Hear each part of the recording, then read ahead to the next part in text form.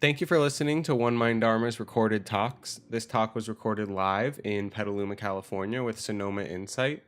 And you can learn more about us at oneminddharma.com or support this podcast by visiting omdharma.com/help. I did want to talk for a minute about the body and this practice and why it can be useful. Although I'm sure a lot of people already have reasons and know why it can be useful.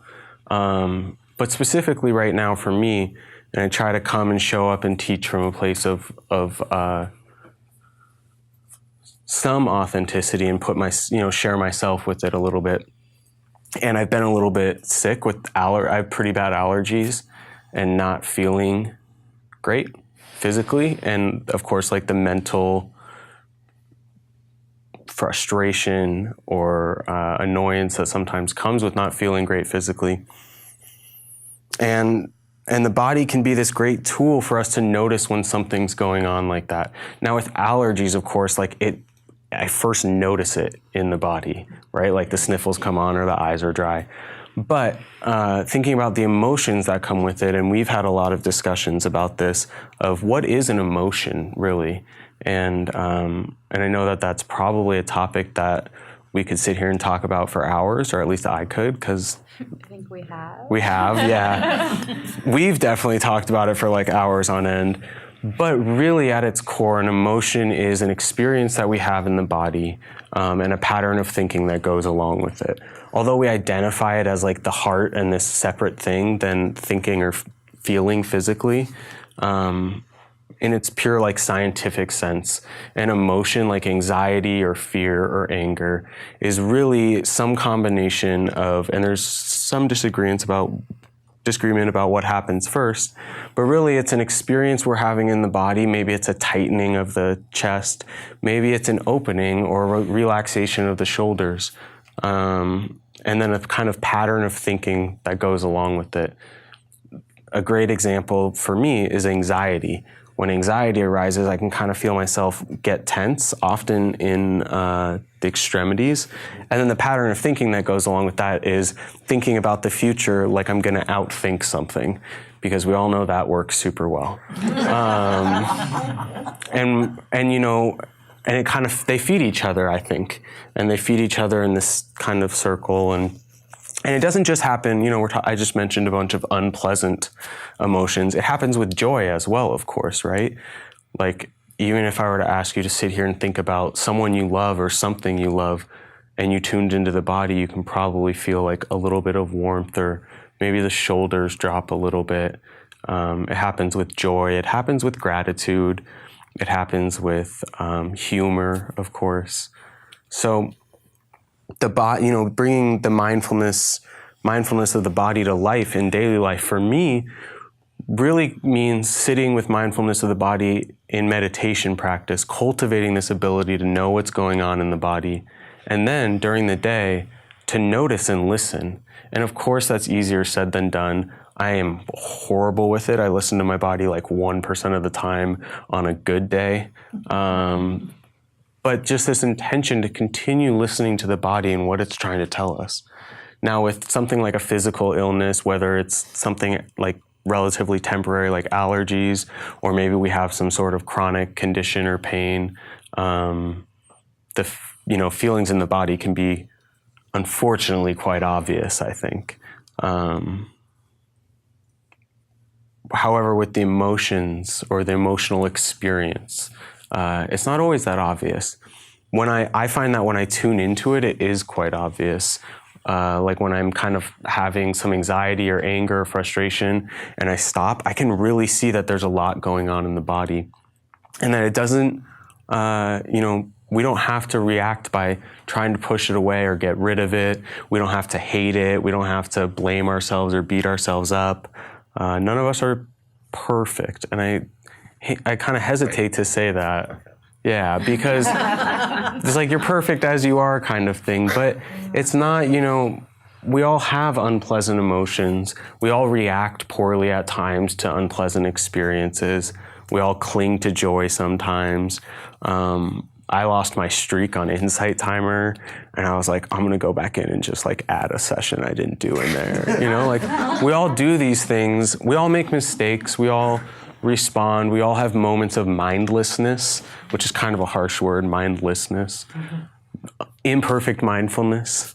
I was looking for like 30 minutes before the group started. I was looking for the story from the Buddha's suttas or discourses, the equivalent of like the Buddhist scriptures about this monk, and I didn't find it, so I'm going to butcher the story for you. And I don't know the monk's name, and perhaps someone else does, but it was a monk who they ordained and joined the monastic community, and he disrobed. He left the community, I believe 4 times. It might have been 7. Was it 4 or 7? Do you remember? It was more than 4. It was more, yeah. Because he saw a woman he liked. And I don't think it phrases it like that in the suttas. It says, because of sexual craving. And he disrobes like 7 times and goes to be with the woman, and then comes back and is like, oh, can I please join again? And the Buddha says yes. And then like a week later, he does it again. And it just multiple times leaves the community.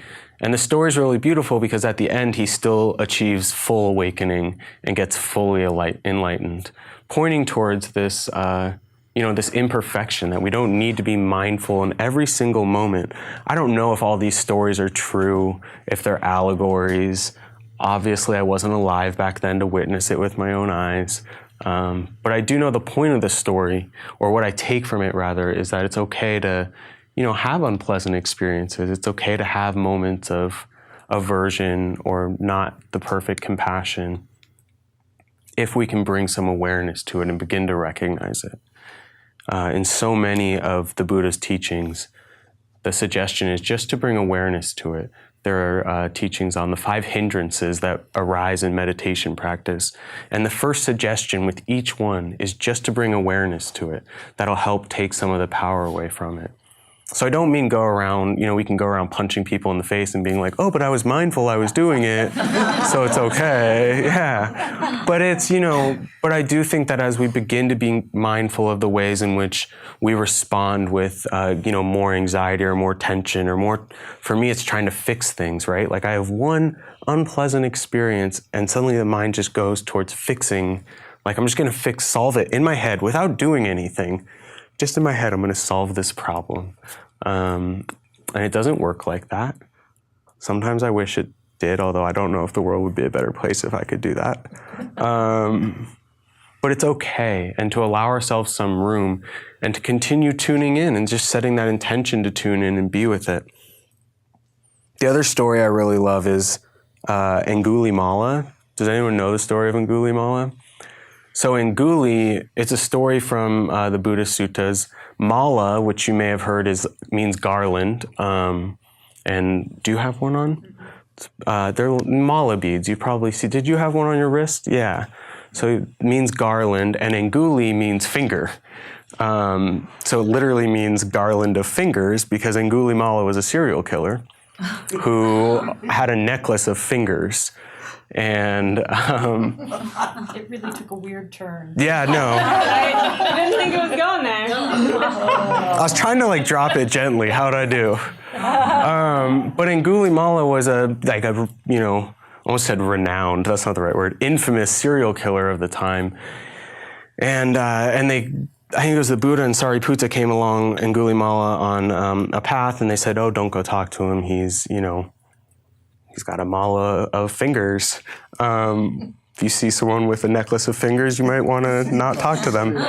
But the Buddha, of course, went and talked to Angulimala and skip a bunch of sutta, but eventually Angulimala got fully enlightened. He joined the monastic community and became fully awakened. Now, I don't know if that's a true story or not. If not, whoever made it up has a wonderful imagination. But again, the point is that it's okay.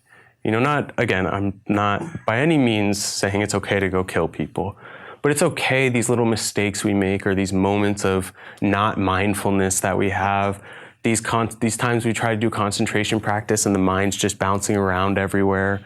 The times we snap at someone or snap at ourselves or beat ourselves up, to allow ourselves the room to grow and to continue bringing mindfulness to these experiences.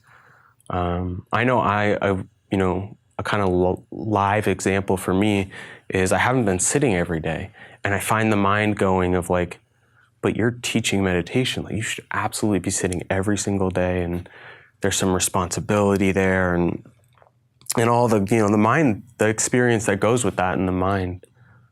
And on the other side, to allow myself that that's okay right now in this moment. That I don't have to be anything. And I use the body for that.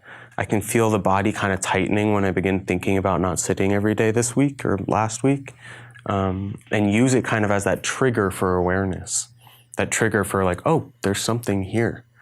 There's an experience going on.